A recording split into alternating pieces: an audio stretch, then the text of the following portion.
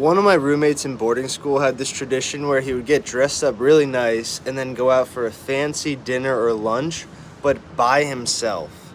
And the interesting thing was he didn't need to go out by himself. He had lots of friends. I'm sure he could have had 3 or 4 people tag along on any given day of the week, but he wanted to do it by himself. And the way I kind of like interpret that is it was like play. It was like when you're a little kid and you don't want someone else to like burst the bubble of the sort of mental setting that you have in your head. And I think when he was going out to those like restaurants and he was all dressed up, he had some sort of play. He was like playing in his head, some fantasy. And he was doing it shamelessly. Like, he's like, why shouldn't I just like play out a little fantasy in my head?